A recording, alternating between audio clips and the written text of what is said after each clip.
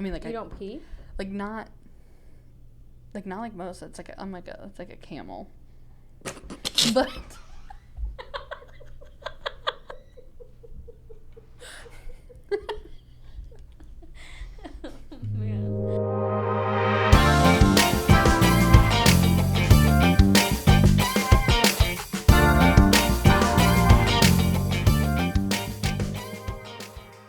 welcome back, friends, to another episode of 52 of My Closest Friends.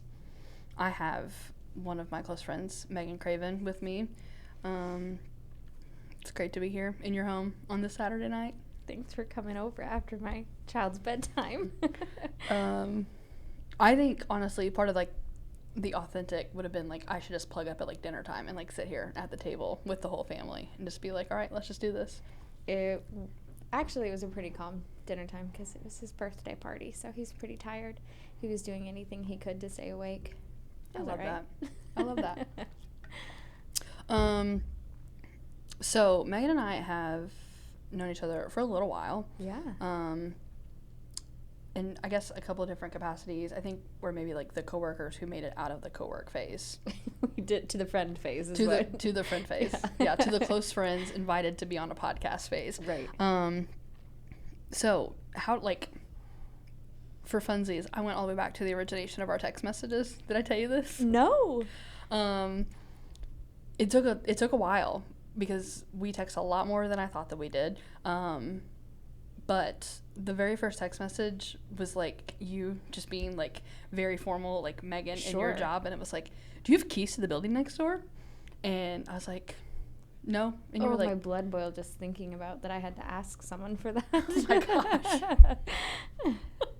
gosh. No, like the first couple of like, and I didn't like read it. I think I actually like took a screenshot because I was like, I'm just really curious because like I feel like I do text you quite a bit now. Yeah. And I was like, I just need to know because I also know that at some point there was a text message where this is one of the most embarrassing things that I've ever done in my entire life. What? But I was doing that class where I taught the kids how to cook. I don't even know what you're about to say. Oh, it is. I'm really just showing my hand out here. So let me give a little bit of background to this. Megan and I both used to work at the YMCA. That'll be the last mention of that. But she was the Health Initiatives Director. The Health Initiatives Director.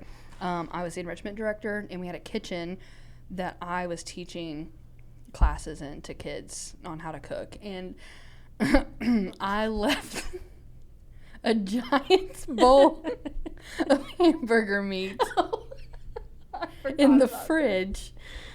And then for so many reasons, I just forgot about this giant bowl of hamburger meat. Like, think cheaper by the dozen type pot of hamburger meat. Oh. And Megan had to text me about this bowl of hamburger meat.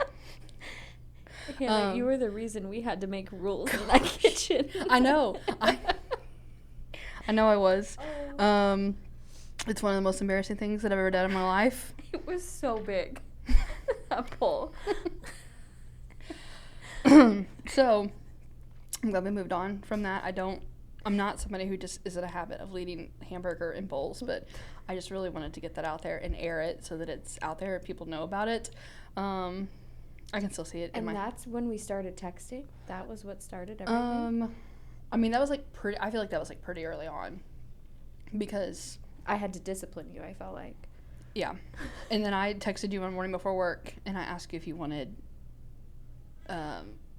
what flavor donut you wanted or something. Oh, wow. And then you were like, because you felt bad? And then I felt bad, but you were like, oh, actually, Sean's the one that took it out in the trash. I didn't do the dirty work. I can't even imagine if I was the one that had to go in there.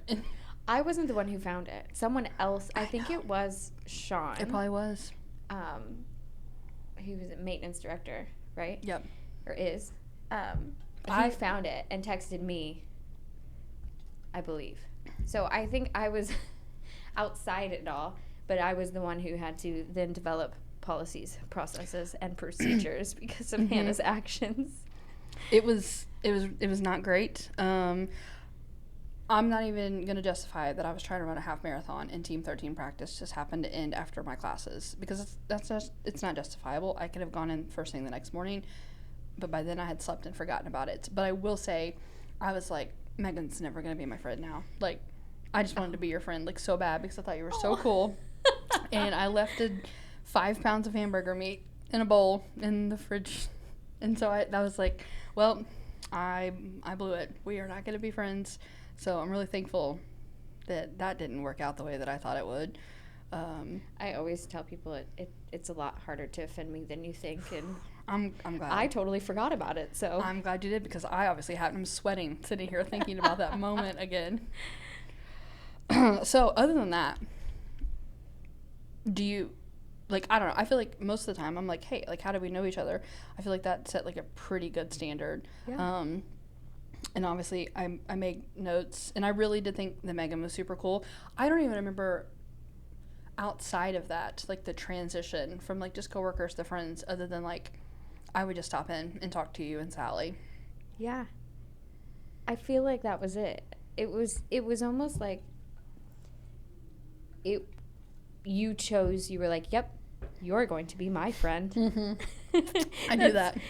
I think that's how it felt. Like, you were the chosen one, and I will be your friend, whether you are looking for friends or not. And I love that. I just thought you were real cool. So cool.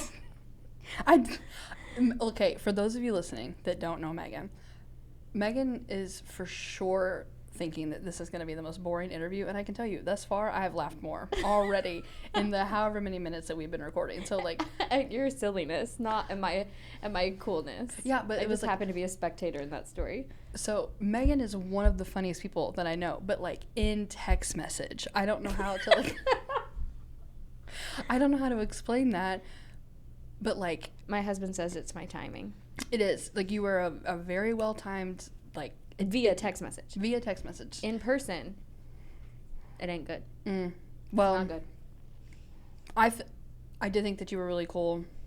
Definitely the best dressed of people that we worked with. And that, I didn't just feel, I'm not the only one that feels that way. Others feel that way also. I appreciate that. You should take it. That's literally. I have a minor in fashion.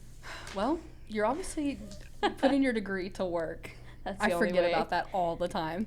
Not that I'm like. I was gonna say, I don't know when it would cross your mind. I forget about it. I'm going shopping, like, I wonder what Megan's minor in fashion would think about this choice. Okay, right you now. have texted me about clothes though. I have, yeah, okay. Because I appreciate your thoughts on those things. My literal first note here was, I remember thinking you were so cool. So, which is hilarious to me. I think it's because you just don't, like, because I'm not cool. You don't think you're cool, but think about all the people in your. Cool people hang out with cool people. You're married to Cole. You think that Cole is the coolest. What crossed my mind is there's only one person I hang out with, and it's my husband. And he's probably gloating in the background just hearing this. He's back there drinking his peanut butter and jelly milkshake. I'm just kidding. Nobody should be drinking peanut butter and jelly milkshakes. I'm not going to yuck someone else's yum, to quote. Yeah. But. No, thank you. Not for me. I will eat it on a sandwich like a normal person. Or not. So yeah, I feel like in some way maybe I did. I was like, you're just going to be my friend, and that's just how it's going to be. And so then I left our work, and then, like, sometime shortly after that. What year did you leave? I left, my last day was the last day of 2022. Wow, okay, so we worked together for 3 years. Mm-hmm. Okay. Yeah. And you were there before I started. Mm-hmm. Yeah, I was there, and then you were there part-time while I was there, so it was kind of like a, but I didn't. Oh, as an cycling instructor? Yeah, but I didn't know that because I don't like cycling classes, as you have seen. I have witnessed. Took a cycling class with Meghan last year, and no, it was this year. It was earlier this year. Sure. It was a year ago. I don't know.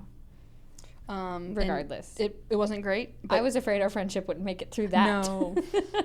No, I was just, it hurts. Like, why does it hurt to sit on a bike seat so bad? It's just untrained muscles, but I digress. So I left, and then we had, like, also the time that I left, like, you weren't even there for most of it because you were on maternity leave. Oh. Yeah. No. I had it September of 2021. Okay, no, you were not on maternity leave. Never mind. Just kidding. I just wanted to leave I at just that was time. in the hole that is newborn stage. Yeah, that's fair.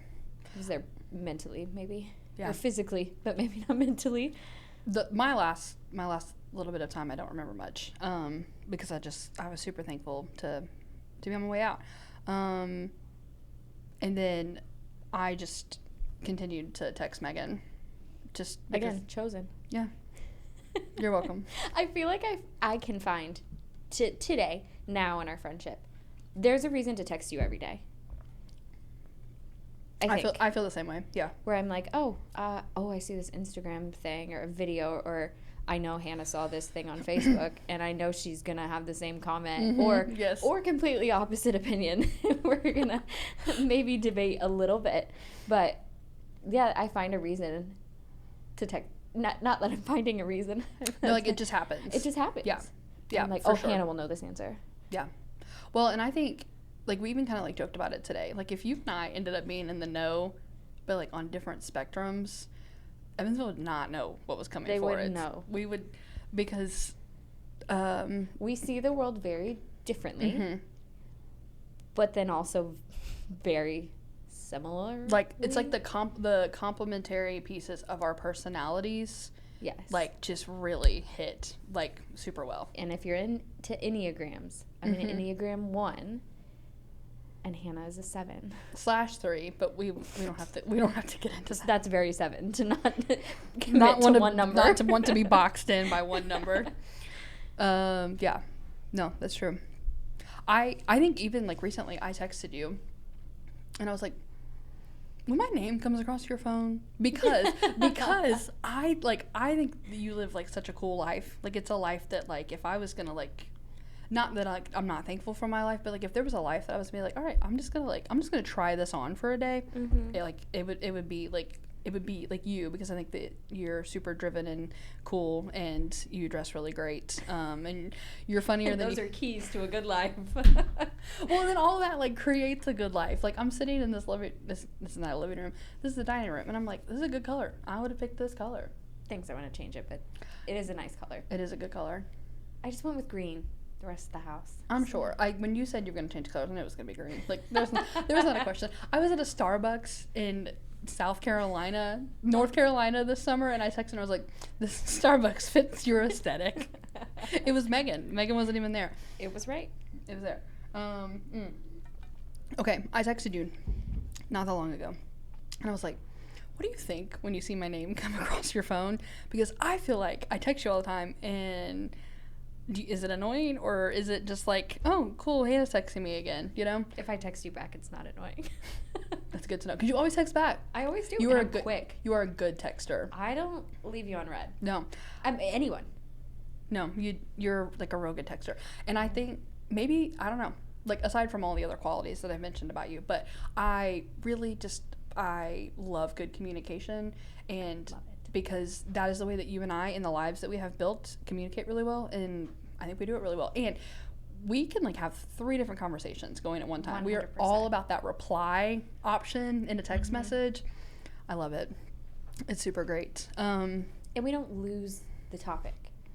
No, and we'll circle back. 100%. Like, we're really good at callbacks. Yes. We'll reply to a text weeks ago. Like, we'll scan through a phone to do a good callback. Yeah, because we want to stay on top of things. We want to follow up. We're quick. Yeah. So I'm interviewing my friends. I'm interviewing my close friends, and before each one of these, I, like, sit and I think, like, okay, how do I know this person, and why were they somebody that I invited to be on this list? And one of the things that I've really come to enjoy is that, like, this podcast was honestly kind of just created out of, like, I want to do this, and this is something that I want to do, but it has turned into very much of, like, I have, like, really cool friends that not boasting myself, boasting other people. She should boast herself.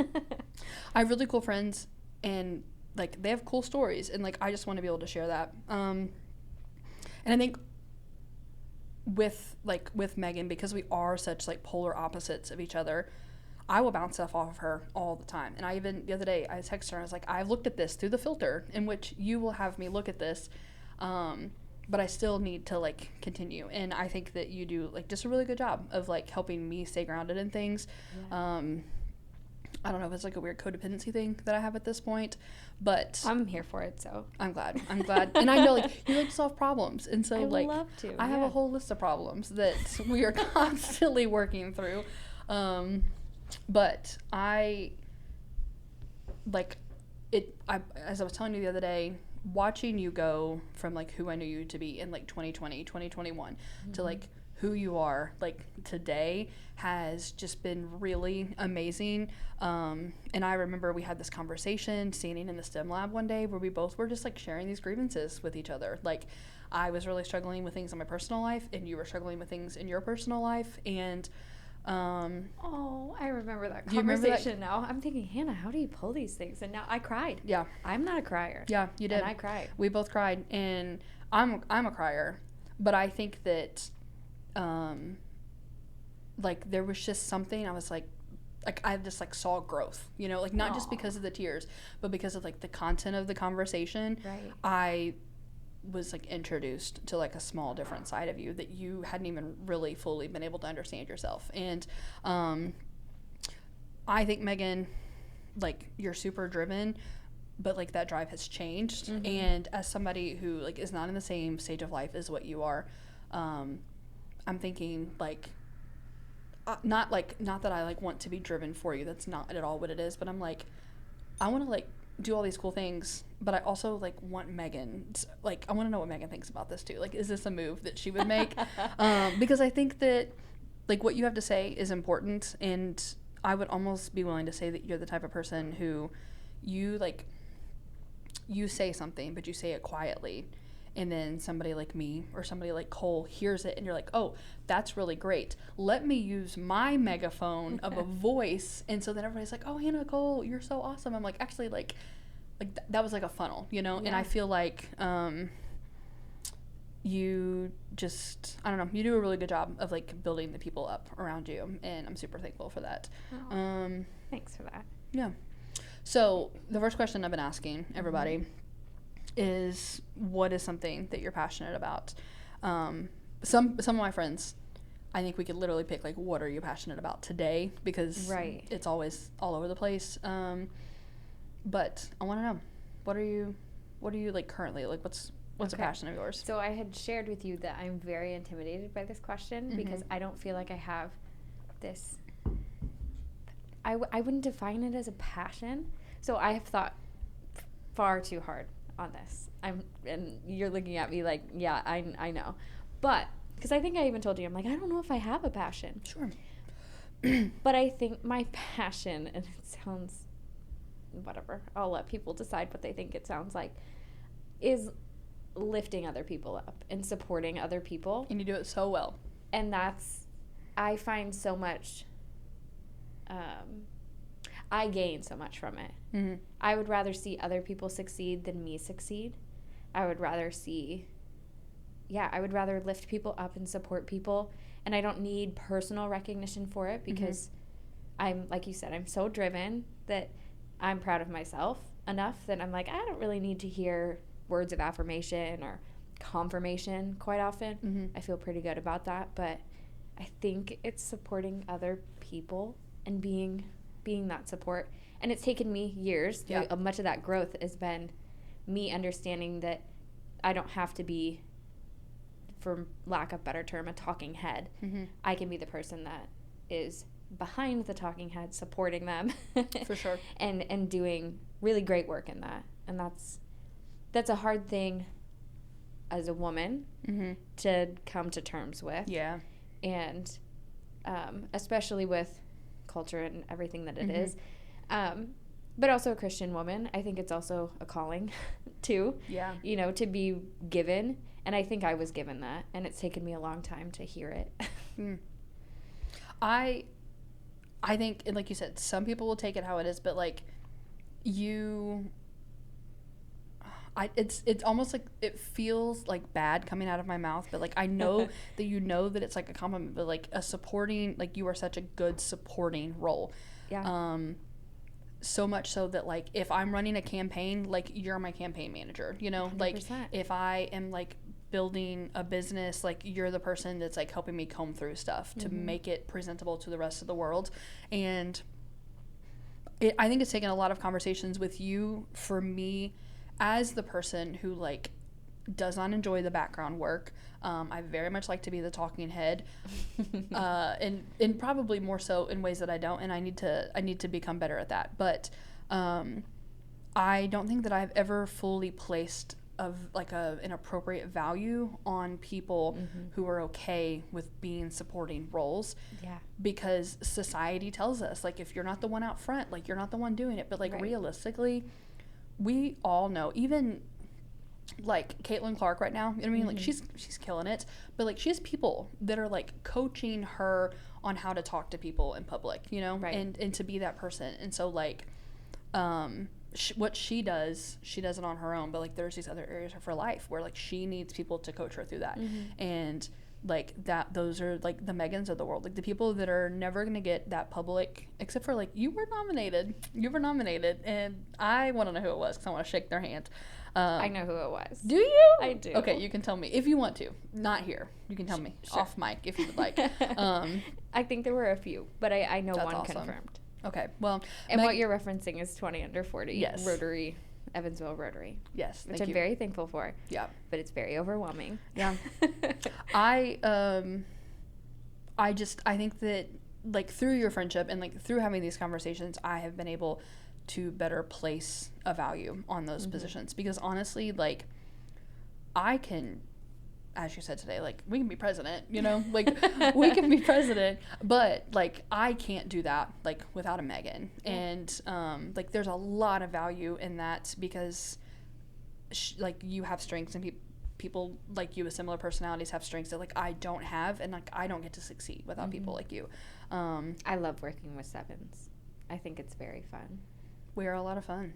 You guys are so much fun. We're a lot of fun. But I got to bring you down out of the clouds sometimes. And I think, like, the part of that, of being, like, a Christian woman there in today's society, you know, because, like, neither one of us are people that are just gonna, like, get pushed around. No way. But there is also that aspect of, like, where do I fit in here, you know? And I think that's really awesome that you have, like, come to that place on your own, and, like, humbly, and not because you feel, like, thwarted, you know, but just because, like God gave me this gift, and I'm super thankful for it, you know. And I know that I'm not sure I got here on my own, but well, I think having children humbles you. Mm-hmm. And I think that was kind of the wake-up call of, to be a leader doesn't have to be the person in front. Yeah, that's a good point. Yeah. So I would like to thank my first child for humbling me, you know, to this place. Listen, if you see Meghan yelling at her child in the parking lot, just know you've been there. Hannah with a callback. Again. I have grace for all of those. I had a parenting moment, which I didn't tell you this, which I think you'll think is really interesting, because it's not me. My son was in the back seat with a new toy yesterday, and he was banging on the windows and on the mirror, you know, because now we can't go without watching our child every second of the day, right? A mirror that's in front of him, and I kept telling him, stop hitting things. I was so mad. I just was over it. And we're driving from my parents' house to my house, which is 3 blocks. And I got about a block and a half away, and I told him, I gave him his last warning. And he goes, no, I'm going to do it. And he starts banging on the window again. And I stopped the car, and I took the toy from him. And that was, like, my first, like, authoritative feeling as a parent of, whoa, I can take things away. Yep. Because he's kind of getting to that stage. Boy, that was a hard come down for him of realizing that mom can take things away. But that is not like me. Normally, I'm pretty patient. But that was a break. Again, he's continuing to humble me. Yeah. And we had a talk, and he got it back, and everything's good. But The whole like, oh, I will never do that with my child type of thing goes right out the window. Right out the window. Everything you thought you were as a person, you're wrong.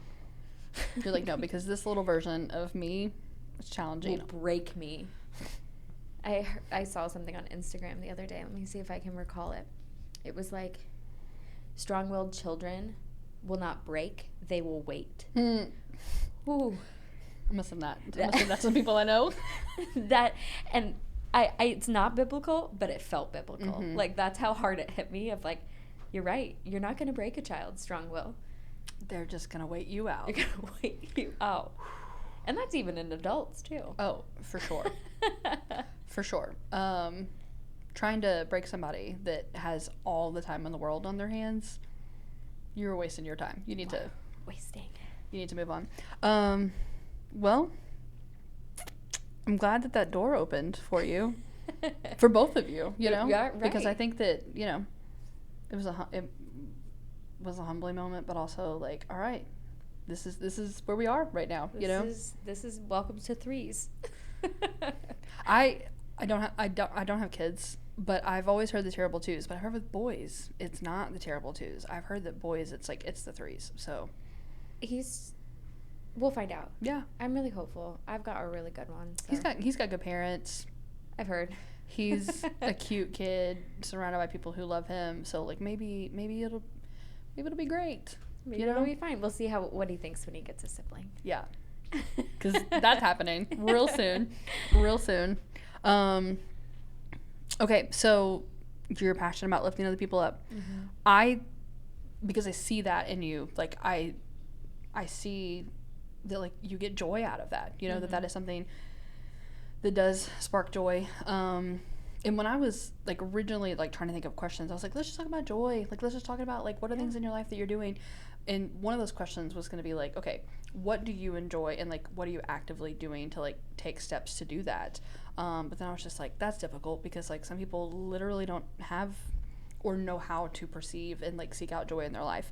But like how do you feel like on the daily that like fits in to your life? Like how are you able to implement that daily of like being a supportive role and like finding joy in that and not having those moments of like am I ever gonna get contempt. Yeah, that's a really good question. One, I think it's a total mindset, right? Of like once you understand that the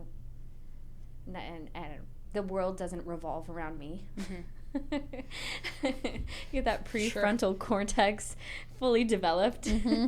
And once I kind of was able to shift my mindset away from that, and especially having kids, I just think that has helped me find joy and helped me slow down. Yeah. Because I used to go really fast all the time, and I was always had to be somewhere and had something. And I've removed a lot of those things from my life so that I can enjoy the slow but also so fast-paced life of trying to be a good wife, a good coworker to my full-time job, and also be a full-time mom at the same time while pregnant. It's just, baby? Yeah, it's just a lot. So I think that things that I've like consciously done to ensure joy is what I'll probably say.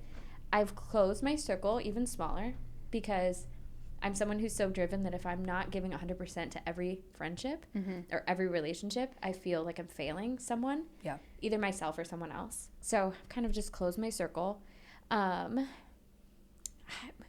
It's so, and if you're not a kid person, I totally get it. But when you see a kid experience joy, like that the joy that you feel is so much greater than trying to fill a hole of anything that you've ever like said, oh, this would be wonderful or I would be joyful. But I think those are the things. And also be active. It's really hard right now, but being 7.5 months pregnant, but being outside is something that always brings me joy, whether that's playing with my kid or going for a walk. Like right now, it's 9:30 at night. It wouldn't be uncommon for me to be walking out in front of my house to finish getting my steps for the day. I love it. But that's just something that's really important to me, movement. And yeah, being with my husband. He brings joy to me every day. I have told Megan this. Like, I'm not going to get married until I feel about this guy the way that Megan feels about Cole. And I'm like that obsessed is with my husband. so much of a compliment, but also like she's obsessed in like all the best ways. Like, I mean, Cole's a man, so like we know that he's not even like as great as all the potential in the world, but like he's pretty cool. And if Megan thinks he's cool, then I tell him weekly, like, I love you. I'll say, I love you. I'm also obsessed with you. mm-hmm. If that doesn't make his head bigger, I don't know what would. I think we all need that though. We all need that. I think he also thinks that you're pretty cool. That you're pretty interesting. I hope so. I think he does. He thinks I'm funny, so. But I mean, before you came in here and we were just sitting and talking, unfortunately, I didn't get it on record. But he was just like, I mean, I trust Megan to raise our children. Oh, he said that? Well, good, because I am. Minimum expectation met. Wonderful. That's all it took. Do you feel like I feel like the motivation for like what gets you out of bed has like changed a lot in the last couple of years. Yeah. Do you feel like that like finding like those moments of joy is like a motivator in that, or do you feel like you're just happy and you're just going to get up and you're just going to continue to find the joy? I think the latter. Mm-hmm.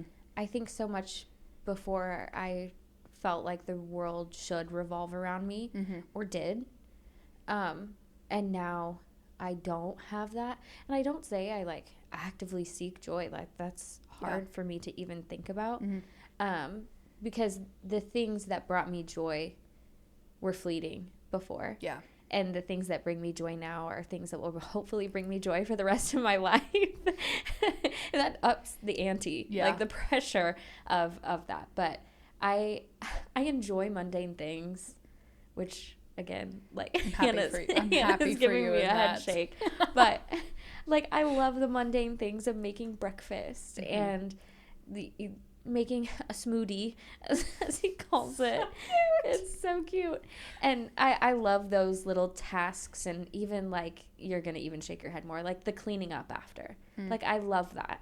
And it sounds so pathetic, but when your life is going so fast and so slow all at the same time, it's the little things, and I just love the accomplishments of those things. And then also the ability to drop him off at my mom's house, at my parents' house, and know that he is in great hands. Yeah. And then I get to go to work and be a professional, which is just crazy in my head. Hang out with adults during the day. I hang out with adults and have adult-like conversations, and, think about big things and big problems, and then come home and my problems are so small. Yeah.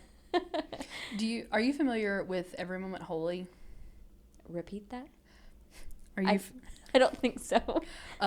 It's a book. It's like centered around like prayers of like just daily parts of your life. Oh no. And so, which like my church is like pretty strong on like liturgy and like just trying to find pieces of your day where you can like turn it and like make it glorifying.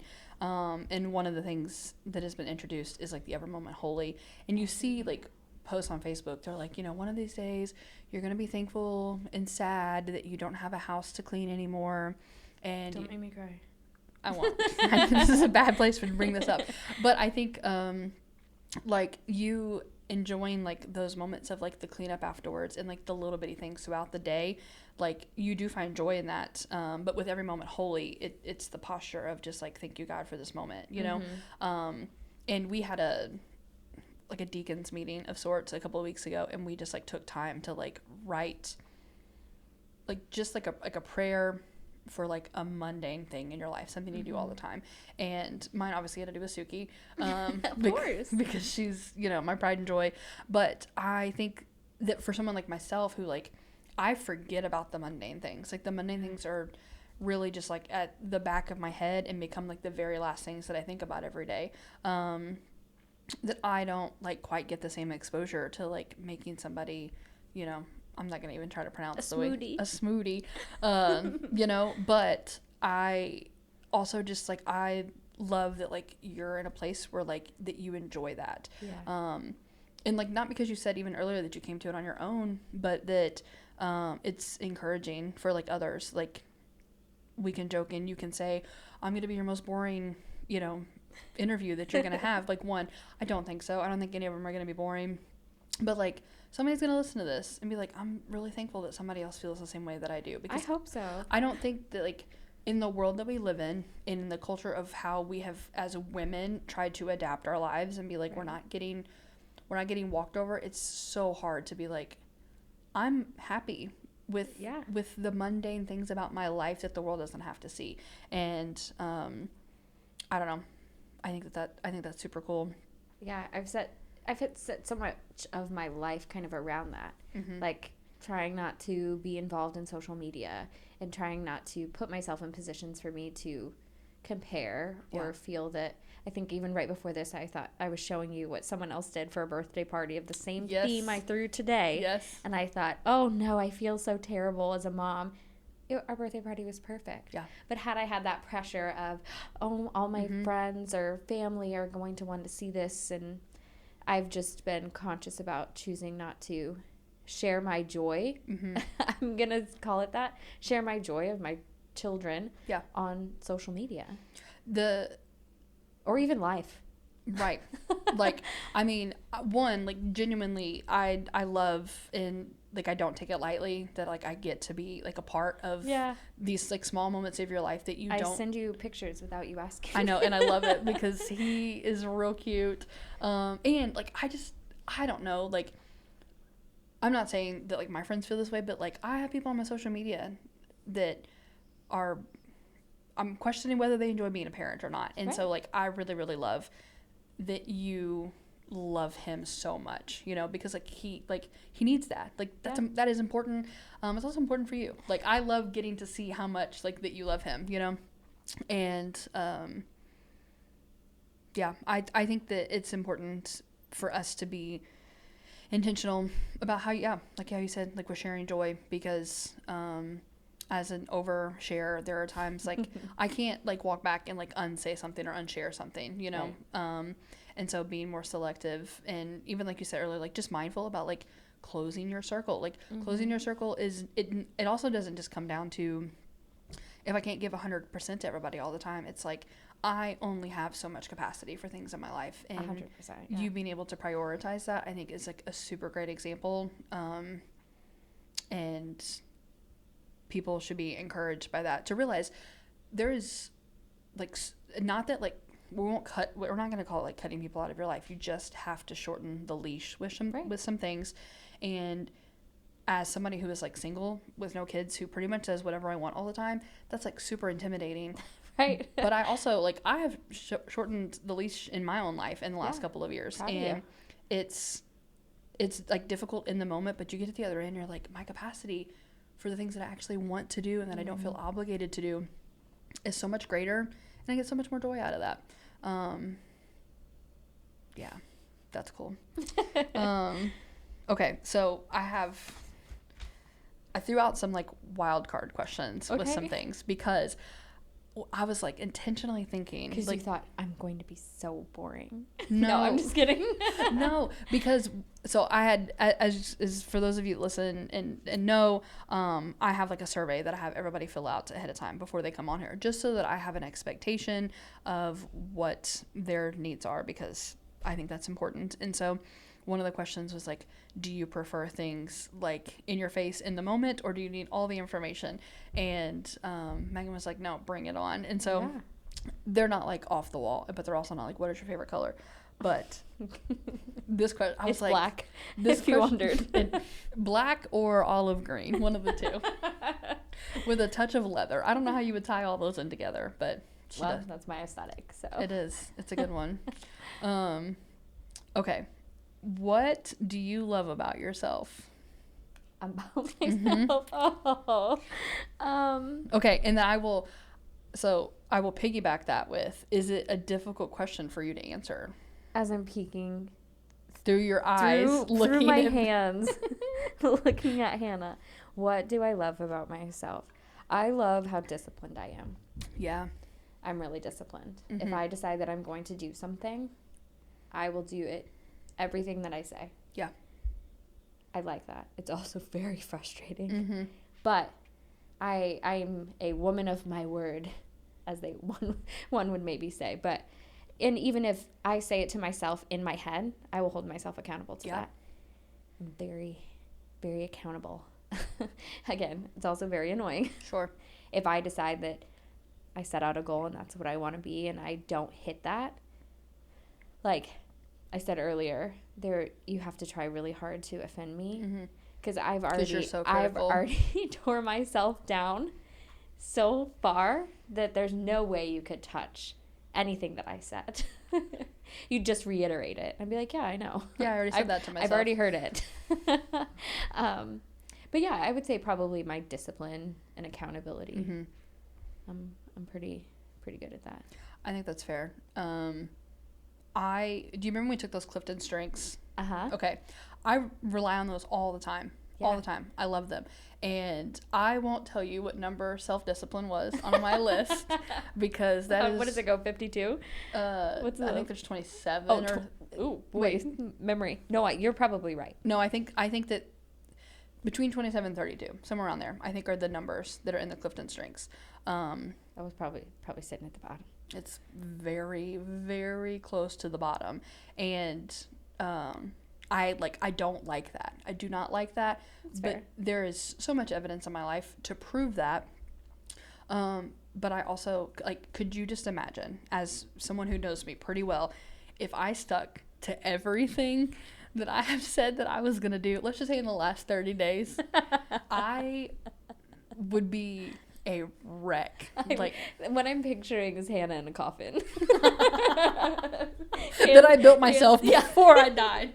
No. You told someone you would, but you didn't.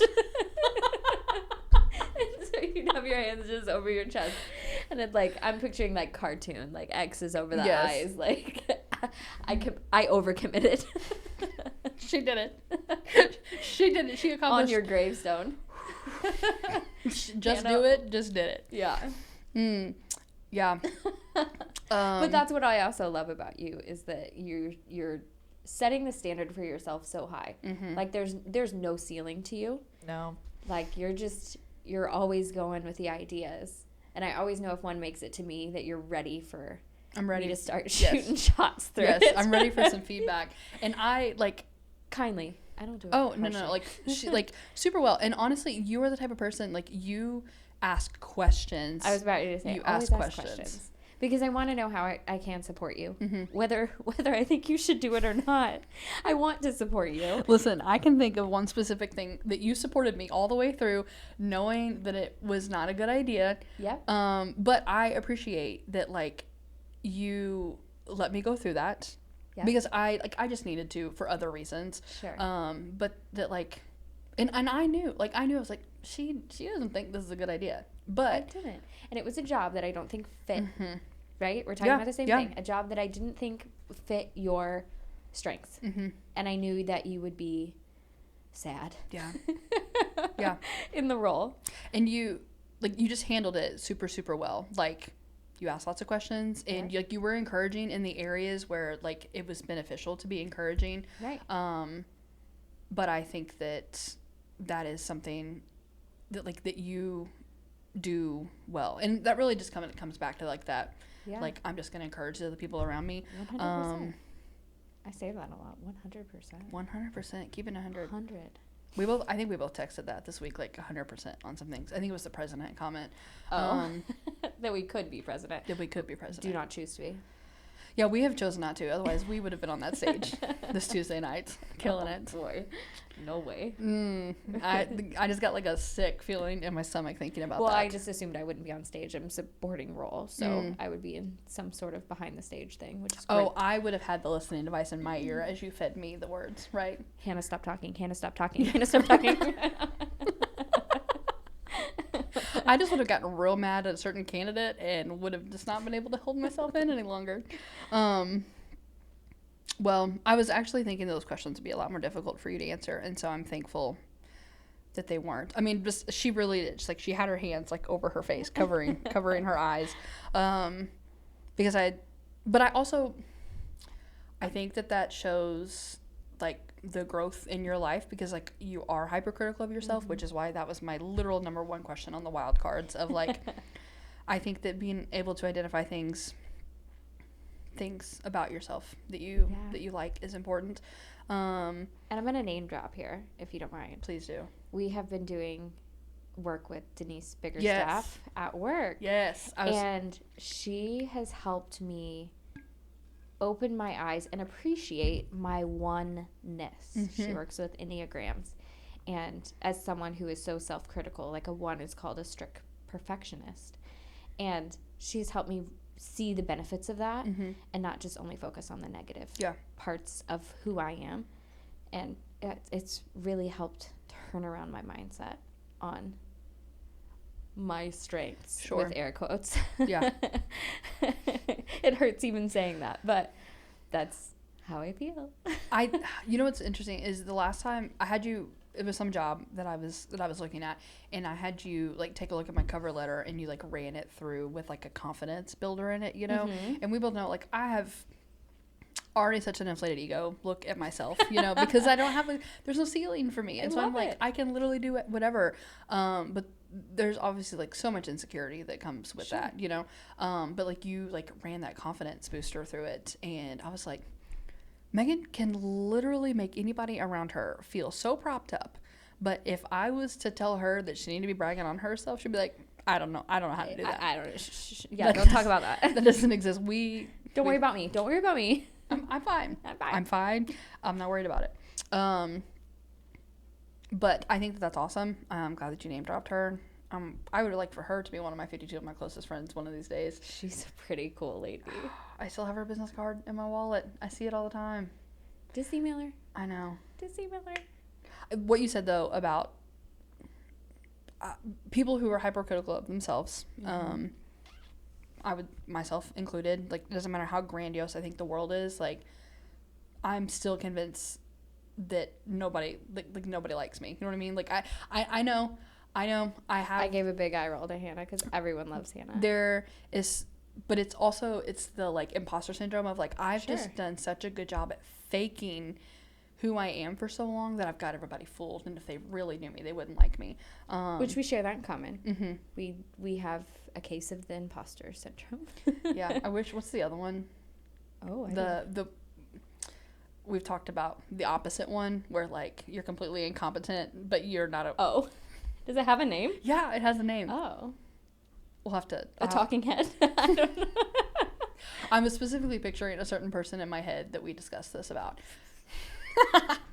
It's not the imposter syndrome. It's like a guy's name, I think, oh, poor guy. I know. I'm Googling it. While you're Googling it, I'm going to bring the thing with the Clifton Strengths, which if you haven't done the Clifton Strengths, I think that they're super helpful, because typically like your top 10 strengths are not going to like change throughout your life. What's the name?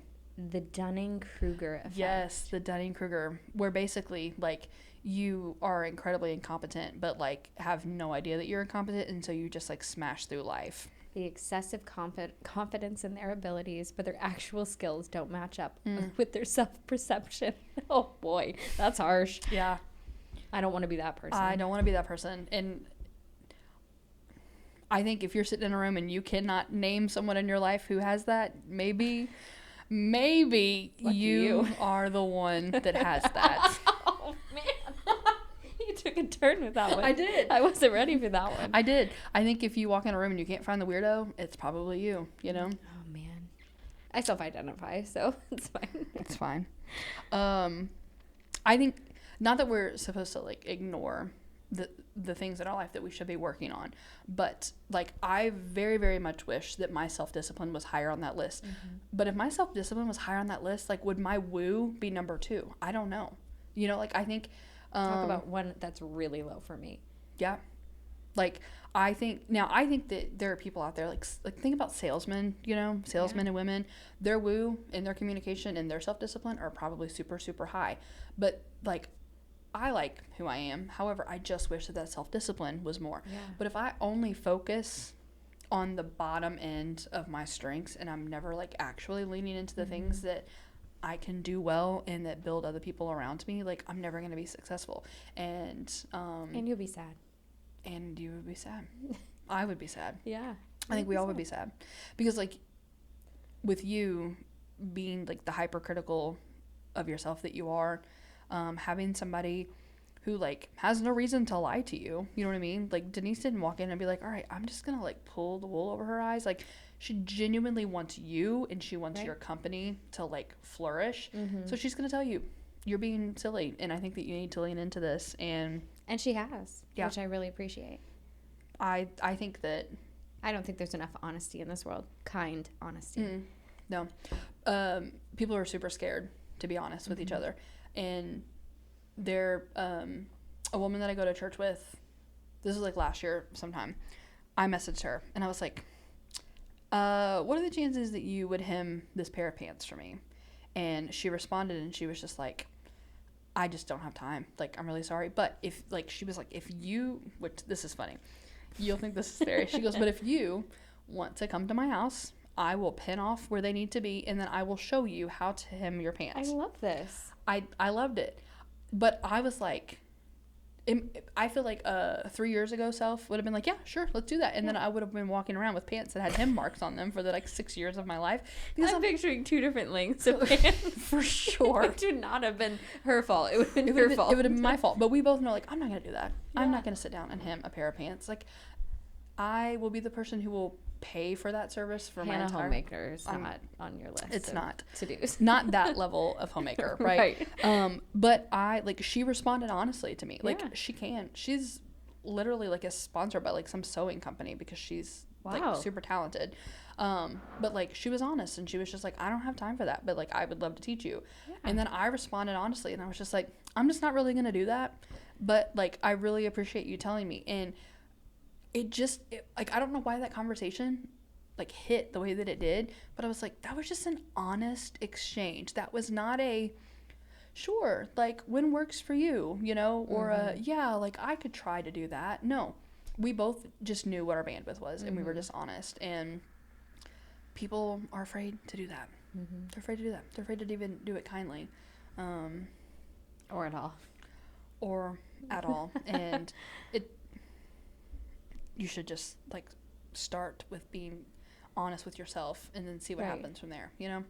Well, do you have any final thoughts, any closing ideas or questions? No, great. I don't think so. I hope I wasn't too boring. No, this was a lot of fun.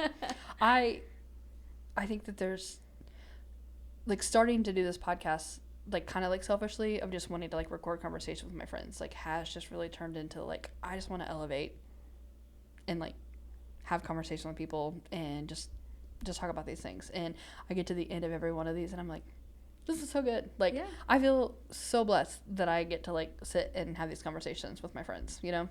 I feel like we could have had this conversation without a mic and over lunch. And I have to tell this story. Okay. I don't know where this is going. No, I did not tell you this to you because it took me a few weeks to process this. So you and another friend said that we had to try this Vietnamese restaurant. You can plug it. I don't even remember the name. It is called Vietnamese... Take 2. Vietnamese cuisine. It's on Vogel. And I'm like, okay, great. Love a good new place to go. And as I mentioned multiple times, I'm pregnant currently. Right now, 7.5 months. But at that time, I was like 5.5, 6. I had a belly. Yeah. Okay. And I'm not shy about showing it off. And I'm walking to the car, Hannah. I'm walking to a car. And a man. That day, walking to the car. And a man parked like 2 spots away from me. I parked closest to Vogel Road, goes, did you eat it all? And I said, I'm sorry, what? Like, giving him a chance. Let's try that again. And he goes, did you eat it all? Meghan. It's pretty good, isn't it? I'm like, I didn't eat it all. Left some for you. Oh, my gosh. Oh, my. And I sat in my car And I couldn't decide to laugh or cry. So I chose joy, and I just chose to laugh. And I'm like, maybe he didn't know I was pregnant. No, that doesn't make any sense. There's no way. There's no context. So then I called my husband. I'm like, okay, can we run this through the man filter? Mm-hmm. He was like, that man never should have opened his mouth. No. I'm surprised he didn't mean like he's also the type of person that today, if he was to see you coming out of a restaurant, be like, can I touch that belly? Or, whoa, you're going to have that baby right now? I get that one too. What is the matter with people? I don't know. I didn't text it to you. There's no way you could have texted me. How do you can't text that. I can't text that. I just could not believe that came out of someone's mouth. So maybe Vietnamese food wasn't the best for me. Because the guy thought I ate it all. I mean, I saw you tonight, and then I saw you that day at lunch. I haven't seen you in the middle between there. Which is so crazy to me. I know. But why don't our paths cross? I don't know. I don't have a kid. I don't live in this neighborhood yet. I honk every time I drive by, though. I know the one next door. It's pretty nice, but I don't know if you need 4 bedrooms yet. I don't need 4 bedrooms yet. No, not unless I wanted to bring in 3 roommates, and we're not interested in that. Not at all. Well, he just took his Audacity card, tore it up, and said, we're not leaving the house with this today. I think he regretted it on the second one, which made me feel better. But there's just a reminder to everyone that maybe think before you speak. I think that we should go back. You should have a whole better second experience. It was great. It was wonderful. I had tofu and vegetables. If that says a lot about me. It was delicious. I had tofu and vegetables. Things that Hannah would never say. But yeah, I forgot to tell you that funny story. I'm really glad that you shared that. Oh my gosh. Gosh. I still think about that. It wasn't a cat call, so I'll take that as a win. It could have been, because there's some people that love a pregnant woman. Oh, Hannah. There's like a whole Office episode about it. Oh boy. Okay. Now you're making me blush. I remember last time I blushed. We don't want to talk about that. All right. Thank you all so much for listening. Megan, thanks so much for inviting me into your home. Of course. And for having such a great conversation. That was not boring. If you thought that this was boring, you need to quit listening to my podcast. I'm just going to say it right now. I'm just honored to be in the top 52. That's all I can say. It was close. It's a tough list. It's a tough list. Like I said, everyone loves Hannah. And you have so many cool friends. It feels like just that piece of, oh, I'm just another millennial with a podcast, but like I am like being super intentional about this. And so I hope that people aren't just like, oh, I'm going to like sit and like talk to Hannah for an hour. Like, no, like there's questions. There's questions, folks. I sent preparation documents. Anyway. There was a Google form. She's official. Well, this has been great. And thanks for being one of my close friends. Oh, I love being your close friend, Hannah. Thank you.